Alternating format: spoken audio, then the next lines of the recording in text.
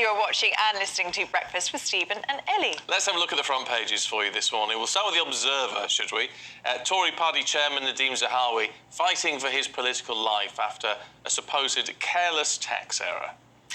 The Express says King Charles wants his coronation to bring joy to the UK and hopes it will lift the nation's spirits. Sunday Telegraph says refugees and the NHS are the heart of a diverse coronation as the King aims to celebrate being a modern Britain. And The Sun leads with Prince Andrew as he aims to overturn the multi-million-pound settlement with his sex accuser, Virginia Giuffre. OK, let's go through the papers now with broadcaster and podcast host Sean McDonald and writer and columnist Emma Wolfe. Morning to you both. Morning. Good to see you both. Morning, great to have you. Emma, let's start with the Sunday People, should we? Looking at David Carrick. Yeah, so obviously this is the serving Met police officer who was found to have committed all sorts of terrible sexual assaults and rapes and things like that, which came out during the week. A mother of two on the front of the Sunday People is saying that she was sort of at his mercy for 3 years and that Met Police missed 9 different occasions on which they could have stopped him. She's planning to sue the force, and she details an awful kind of catalogue of abuse, of, just being forced to all sorts of really, really unpleasant offences, and is going to be suing the force for quite a lot of money, as are other victims planning to as well. Well, it'll be interesting to see how those cases progress, but I mean, whatever happens, you have to say this is just one of the most shocking sort of incidents, isn't it? I mean, the fact that he admitted his guilt in, I don't know how many rapes it was now, but a huge amount. Yeah, I was looking at some of the details yesterday. In fact, one of the producers chatting to me about it, and it's absolutely horrifying, some of the details. I saw I think it was a protest outside Scotland Yard. And it was like a sort of demonstrative thing of 1,400 rotten apples to represent serving police officer that has been under investigation for such offences. It's hugely troubling, and I imagine horrendous for the victims to be going through just now. Yeah, and of course it's the issue of trust, isn't it? And it's how much women and men trust in a police force, especially the Metropolitan Police. Do you think there needs to be reform? Well, there definitely needs to be reform if this kind of abuse can be carried on, by a serving officer. The other thing is, we know that not all police officers are like this, but for all of us, we start to feel, as you say, they start to sort of undermine trust and to feel whether we can trust people. We know they're not all rotten apples, but it does undermine all police officing, or all police officers. Which is the tragedy in all of this, because as we were saying yesterday, 99.9% of police officers are incredible men and women who put their lives on the line, actually, for our benefit, and are deserving of our thanks and respect. And this taints everybody. Of course, but when cases like Wayne Couzens and David Carrick can go undetected for years, we have to question, whether it is 99.9% of people are upstanding and, good serving police officers, because how can this stuff go unreported? There are photographs, there are texts, there are all sorts of... There's a lot of evidence of, but also hindsight, misogynistic behaviour. But hindsight is a wonderful thing, isn't it? I mean, It is, but I think if this was going on in any modern workplace, most of us would call it out, and I think that we have to look closely at that if we're serious about reform of the police service. Yeah. OK, let's have a look at The Sun on Sunday. And Prince Andrew, Sean. Yes, Prince Andrew is seeking to overturn the payment that he made out of court to... what's his surname again? Giuffre. It's a difficult one. It is a difficult one. Ghislaine Maxwell was another one that I always really struggled with. I am wondering if he's perhaps posturing, if he's actually going to do it, or if he really thinks that he has basically the grounds to overturn the case. I don't know how you do, because it was an out-of-court settlement.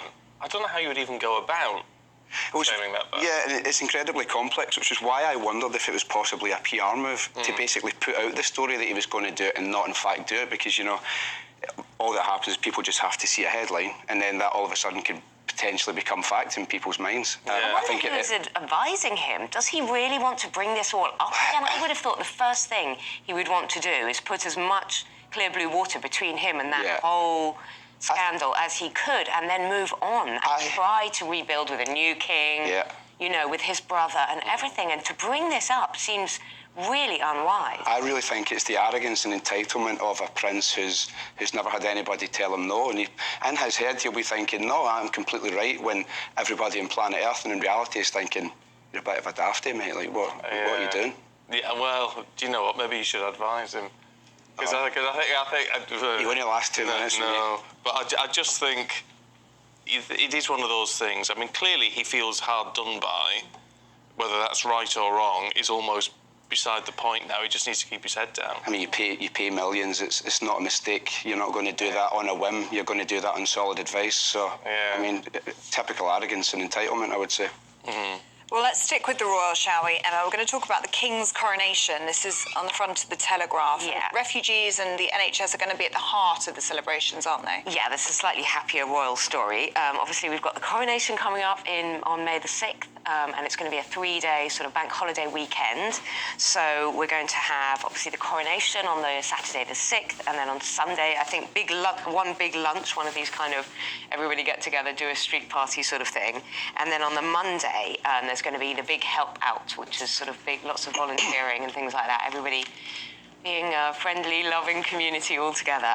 So there's going to be a coronation. Said that with a sense of cynicism. I'm a little bit cynical about the big lunches. Maybe my area, maybe where I am in London, no one bothers. So I sort of think, I think with these street parties and the big help out, it's a kind of not easy way, but it's a way of it's a way of the monarchy saying, OK, you guys go and do something lovely for... I mean, they're not really providing anything for us. No, it's a lovely idea. There's going to be a coronation choir made up of all sorts of diverse voices, LGBTQ plus groups, deaf signers, faces and nations. There's going to be a virtual choir with people from across the Commonwealth. So it does sound like it's going. Well, it'll be warmer. It'll be warmer, so it can't be as bad as it is now. Be quite nice. It does sound like it's going to lift the spirits. I wonder, Sean, as someone who is, how can I put this? No, you're not the greatest fan of the monarchy. Yeah, but do you though nevertheless see this as an opportunity for community get-together, for community spirit? Listen, if it has a positive outcome in certain aspects, and I think that's great. I personally probably won't be participating. I think I might be busy that day, but I wouldn't begrudge other people the opportunity to do so. I did laugh at the encouragement to help out and to volunteer. That's on the bank holiday. Yeah, I think that's quite. I just had to laugh. I find that a bit ridiculous. Why should people be volunteering their time and their efforts while their tax money is spending fortunes on it? But listen, if it has a positive impact in a sense, and I think it's good, it's nice to see the sort of more modern aspect and inclusion of diverse cultures. That I'm not going to argue about that being a positive thing. However, as I say, I think I might be otherwise engaged on the day of the celebration. Isn't that a nice message, though, really, at the heart of it all, like to give back to the community and help out with your local groups? I think that's quite nice, quite a nice message. It's a nice message, but I think it's just the undertones of it. By the way, commoners, go and clean up your communities, and that's what tax money's for. That's what you pay that money for. That's what your local authorities are for, and it shouldn't be then incumbent upon the citizens of the nation to pick up the failings of local authorities. That's my opinion. It's a fair, but I have to say I'm cynical about that, but only in the fact that I think they're trying to give us an excuse for a bank holiday.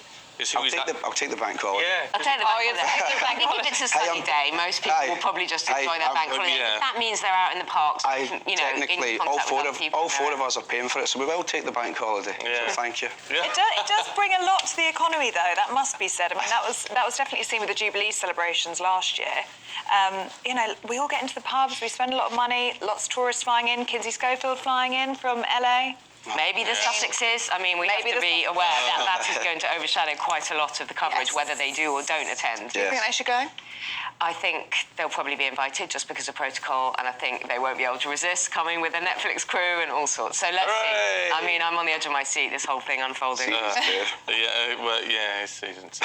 I think half of us will probably be in the studio working somewhere. Yeah, that's true. We've just got time to have a quick look at Nadeem Zahawi in The Observer, Sean. They're claiming he's fighting for his political life after this tax error. I don't even know how many years it dates back, but is he really? Because let's be straight about it. When you're in the business world, tax is a very complicated thing. Mistakes are made, fines are paid. It happens all the time. Yeah, I mean, it happens often, but we're talking on a huge scale. And this is a very intelligent, a very astute man. And I don't think for a second, I don't think anyone with a modicum of intelligence really believes that it was a mistake. I think he's been very clever with his wording. He thinks that he's not done anything wrong. So I think that's what he's kind of getting across.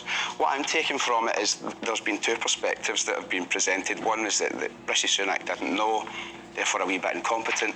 The other is that he did, but he's a spineless leader. But I think the third point that hasn't been looked at, and they say there's nothing quite as Machiavellian as politics, I think that story has been leaked out because they're trying to get rid of him, trying to clear the board. And I think if we see a story come out soon about Suella Braverman, then I think that will be the confirmation. I suspect that they've leaked that intentionally. They're clearing the board and they're starting with Zahawi. Oh. That's my theory. So let's see in a few weeks if a story comes out about Braverman. I think that would then indicate that, that it's been done deliberately. Trying to get rid of Rishi's kind of top team? Yeah, I would say so. It might be Rishi himself. When you say they? Well, I don't know. Who are these shadowy they? I'm not too sure, but within the Tory, within the Conservative, I mean, look at the Matt Hancock. I've never worked with two more cynical people in my entire career. Remember on the Matt... But I don't think mistakes have been made. I think that, these are very, very canny businessmen. I think he knew exactly what he was doing for the most advantageous, tax-efficient, financially astute way of doing it. To say he was being careless is a way of excusing himself. Absolutely. And why did he pay them? Isn't that what HMRC has said? That it was a careless mistake. He says he's made out that it was careless rather than intentional. I think that was his statement, that it was careless. Yeah, careless rather than... I don't think they would be so descriptive. They would be very matter-of-fact, wouldn't they? Not kind of letting them off the hook, so to speak. Well, I would be. I look forward to being careless with my taxes. Exactly. Yes, just exactly. forgot to pay it. Yeah. Sorry. But I'll pay you $5 million anyway. Well... I'll tell you what, it'd be nice to have a tax bill of £5 million. Because imagine what you must be earning to owe that much money. Must be nice. Sean, Emma, thank you both very much. We shall see you a little bit later on. See you shortly.